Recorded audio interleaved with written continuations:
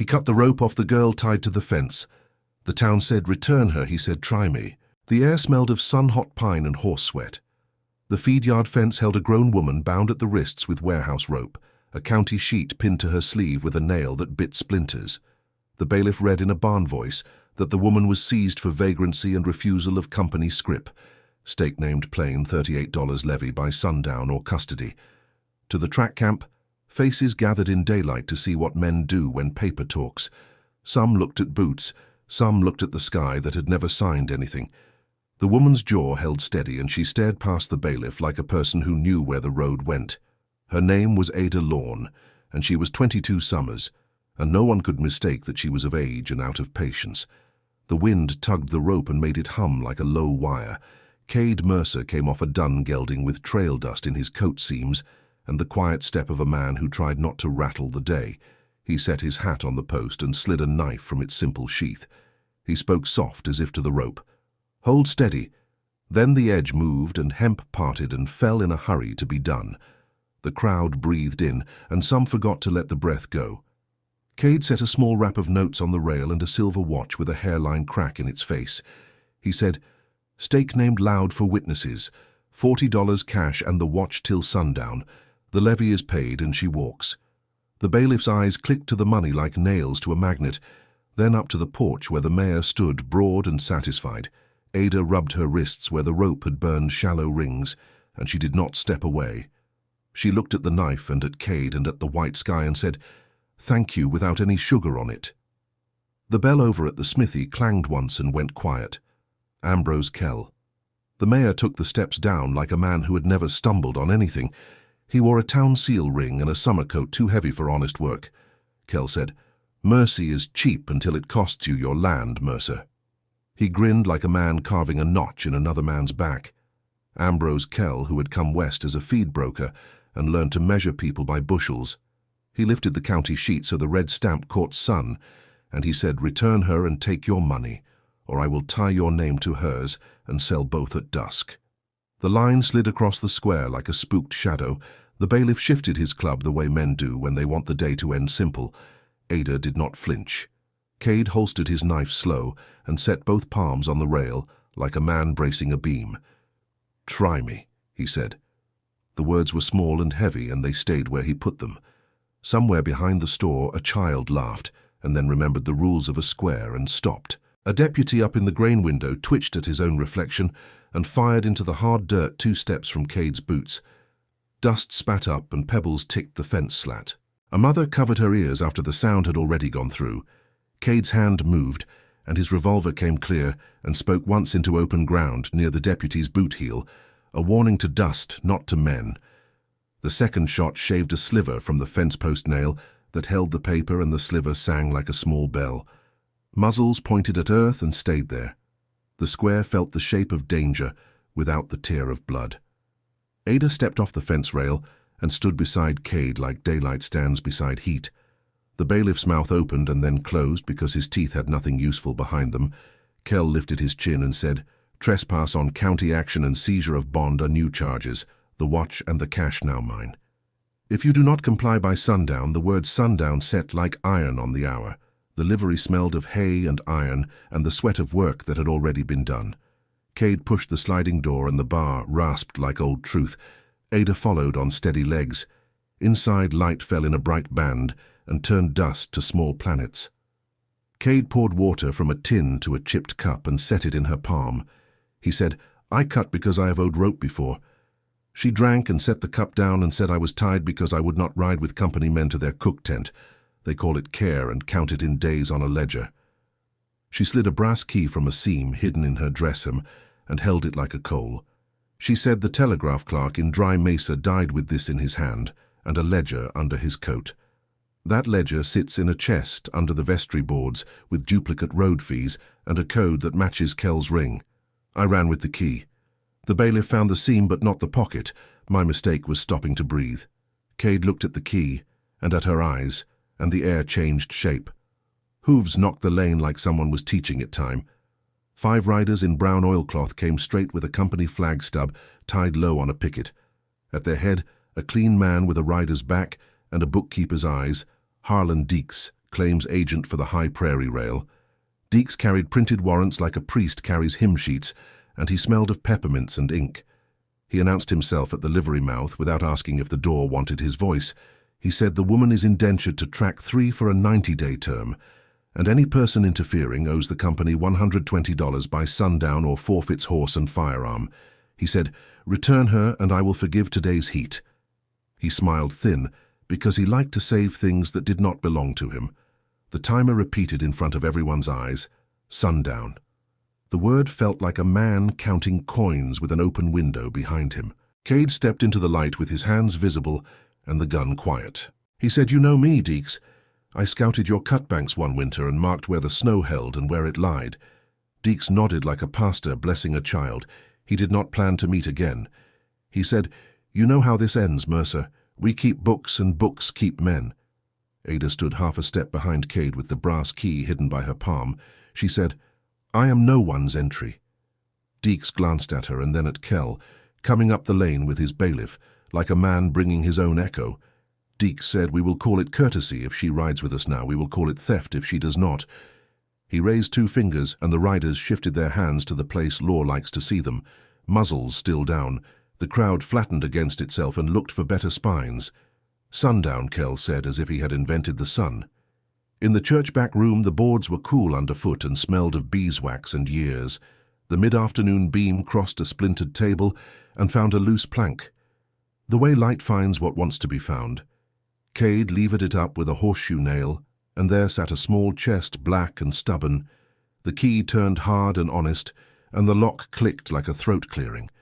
Inside a ledger with neat lines and a quartermaster letter that spoke of duplicate vouchers and a gift to a mayoral fund, there were seal numbers that matched the ring Kell wore like a badge.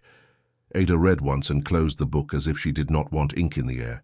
Cade said, "You walked with this under your dress hem and no one helped." She said, "Women do not get helped. They get inspected." He said, "Not today." Footsteps came in the hall and stopped.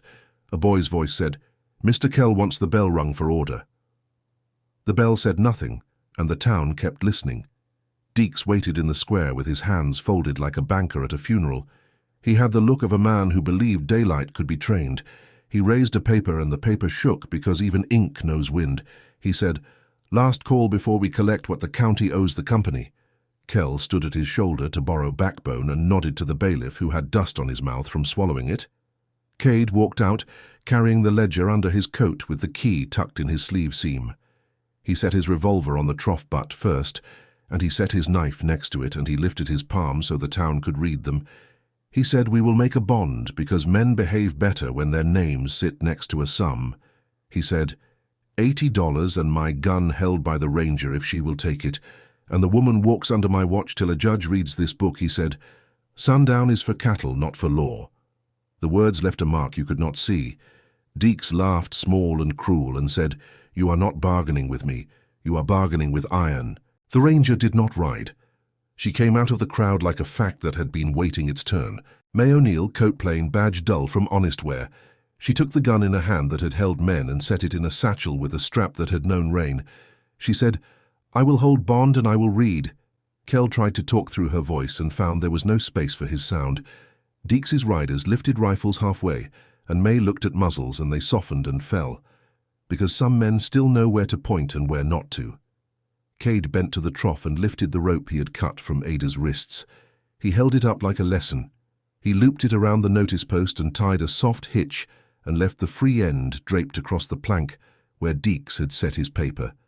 People watched, because a rope in daylight is always a sentence or a pardon, and they wanted to know which sundown. May said to fix the hour. 3 times she said it the way a bell says it without feeling. The talk hardened and narrowed. Deeks said the company would take the woman and the book, and any man who touched either. Ada stepped forward and said, "Take me last because you will need both hands for the book." Deeks tried to take the book first because greed hates advice, and because he thought the woman an easier thing to move. Cade lifted the free end of the rope and gave it a short pull, and the hitch on the notice post ran and stripped the red stamped paper off the nail. It skated under Deeks's boot, and he danced to keep balance. The square laughed once, then swallowed it because laughing at a man with men behind him can turn a day ugly. The bailiff lunged to grab the rope end and caught the splintered post instead. His hand came back with a sting and a lesson. May said, "Stand down 3 words that sound like one when said right." The rifles went muzzle to boards again. Sand skittered in a small wind and moved nothing else. The negotiation looked like surrender and felt like a hinge. Cade took the knife he had laid down and slid it across the plank to Deke's hilt first. He said, "Hold it while I turn the page so you can watch the numbers without worrying. I might cut your pride." Deeks took the knife because pride likes props. Cade opened the ledger to the line that named duplicate vouchers for 10 miles of road that never saw a grader. Seal numbers sat like cattle brands. May read them and then looked at Kell's ring and then back at the page, and she did not need to speak. The town could read her silence. Deeks turned the knife in his fingers and liked the feel too much. He pointed with it to the sum that mattered and smiled with his gums. Ada's eyes moved once like a swallow, and Cade saw it and tugged the rope again, and the notice post fell flat, and the boy on the courthouse step who had been told to hold it up jumped back and dropped another paper. Small chaos without blood taught the square that things with nails fall when no one tends them. Then came the echo of the first act, but turned inside out. Cade took the same rope he had cut at noon and threw a loop over Deeks's paper arm like a man starting a lazy brand. He did it slow enough for everyone to see. There was no hurt in it, and quick enough that Deeks had to choose between the knife and his balance. Deeks held the knife. Cade gave a quick set on the rope and the arm came down and the knife skittered to the plank, and May's hand was already there. She took it and put it with the revolver, and the town exhaled the way men do when a mule misses a kick. No one bled, no one fell, just pride scraped on wood. Kell tried to shout arrest and found his voice had a small cut in it. The bailiff moved and May said, "Your bed is yours if you stay smart." And he stayed smart for once. "Sundown," she said again. And the sound of it now meant a finish, not a threat. The crowd pushed open into the lane by its own will and carried them all toward the courthouse steps, where words are weighed in front of eyes. May set the ledger on a crate where Son could count along. She read the quartermaster letter that named a donation to a mayoral chest, and she read the seal code twice and then again, because numbers earn their keep when they repeat. Kell looked at his hand like he wished for a different ring, and found he had the only one he had earned. Deeks tried to float the talk toward future rails and bright engines, and men paid regular with tickets. Clara in the store doorway called that tickets are for trains and not for groceries, and people nodded because their bellies liked that kind of math. Cade stood with the rope coil in his palm, and Ada stood with the brass key on her tongue, and neither blinked at the heat sitting on the plank. The deputy in the grain window held his fire because he had learned the shape of the day. May asked Ada what she wanted, and Ada set the key down on the ledger like a promise. She said, "I want a reading in front of witnesses, and I want compliance without cages, and I want your word that I am not a line item." May said, "You have it." She turned to Deeks and made a list on the air. "The company will leave Copper Ridge without its bounty paper today. The woman is free of any claim until a judge in Cheyenne says otherwise, and he will say it with his mouth into daylight. The mayor will pay back illegal levies in coin by market bell tomorrow, and the bailiff will post the names of those paid at the feed yard," Deeks said. "You cannot tell a line to bend if it was drawn straight in a boardroom," May said. "I can show a boardroom where daylight lives." She lifted Kell's hand and turned the ring and read the number, and the square leaned in and men felt their shoulders change. Consequence arrived like slow rain, and it did the work that loud storms miss. Deeks put his name under May's notes not because he agreed, but because weight had landed on him. And he did not like how it grabbed. Kell signed with a hand that had learned tremble, and the bailiff counted out coin to a list that grew while people remembered. Ada took nothing from the list because she would not be counted among the owed. She took only the ledger back into May's satchel, and the key into her own palm. Cade held the coil of rope and looked at it, like a man looks at a tool that nearly became a weapon. He tied the free end to the courthouse rail and hung the cut length like a lesson. "A rope will do what the hand tells it," he said. "Some days a hand should say enough." The child laughter found the day again and stayed because the rules had loosened their grip. The sun slid toward the line and sundown came without teeth, in the hush that follows a fight men did not have. Cade faced Ada under the simple shadow of the bell frame. He took off his watch from May's satchel when she nodded and pressed it to Ada's palm. He said, "I bought your breath with something that was my father's. I ask now with something that is only mine." He slid a plain brass ring off a thong he wore under his shirt. The metal had the warmth of a life carried close. He said, "I will stand in front of this town when it says return her, and I will say, try me again. I will mend your porch and listen to your weather and pay the price when men come calling. I ask for your hand when the judge says the book is read and not before." Ada closed his fingers over the ring and shook her head once. "Not yet," she said. The word was gentle, and it did not bleed. Winter and one harvest stay through both and ask again. He nodded the way men do when a sentence has the right weight. The rope on the rail moved a little in the evening air and made no sound. The weeks after had nothing in them that would make a poster, and everything that makes a place. Kell wore a smaller hat and a thinner smile, and men stopped borrowing his ring with their eyes. The bailiff learned to hold paper with 2 fingers like it might bite. Deeks left with his men and wrote a letter with numbers that lied less than last season. May rode to Cheyenne and back and brought a stamped line that said, "The ledger was evidence and not property." She said, "Law travels slow, but it remembers the road if you keep a light on." Ada stitched shirts for pay that did not need tickets and taught herself to read columns that corporate men like to hide. Cade cut posts and set a gate that did not sag and learned the creak of her door and how to make it go quiet. Sometimes he sat with the rope coil and thought of the first cut and the second pull, and the way the same length can free and bind and mean 2 different truths. The 10th week brought a dry thunder that walked in on cat feet. A new man from the rail office tried a visit with a softer coat and cooler words.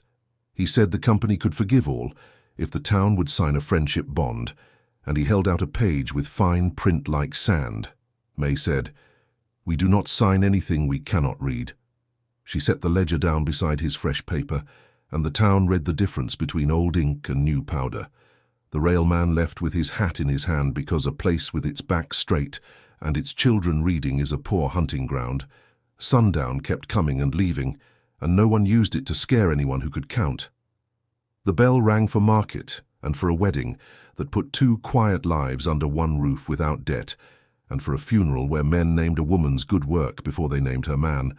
Copper Ridge learned small right habits and the big wrong one left by inches. On a pale morning when the cicadas gave up their night work and a mule's complaint drifted over fences, May came with a sealed note. The judge had read the book with his mouth and had said Ada Lorne had never been property and had been witness instead. The line sat on the paper like a nail that holds the roof. Ada's hand shook once and then settled. Cade took off the thong with the brass ring and held it out again. He did not speak long. He did not hold breath like a boy.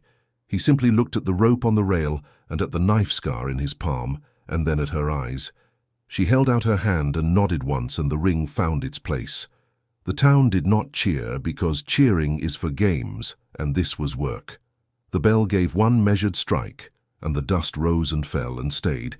If you pass through Copper Ridge and see a short length of cut rope hanging from a courthouse rail and a brass key on a nail by the church door, and a man sanding a gate, while a woman counts columns on a clean page. Remember, daylight is not mercy or law. It is where both are tested. Remember, the same hand that frees can bind if you let pride do the talking. Remember to name your stake out loud and pay it where a crowd can watch. Remember that sundown is only an hour and not a verdict. Carry that with you to the next square when a paper tries to make a person into a sum. Speak soft and clear and keep the muzzles to the ground and send your first shot to dust. If this sits right in your chest, then hold it steady for someone else when their rope hums in the wind. Click on the video to watch story that moves you much more than that. Subscribe to the Wild Frontier Tales and tap the bell so you never miss our heartbeat tale.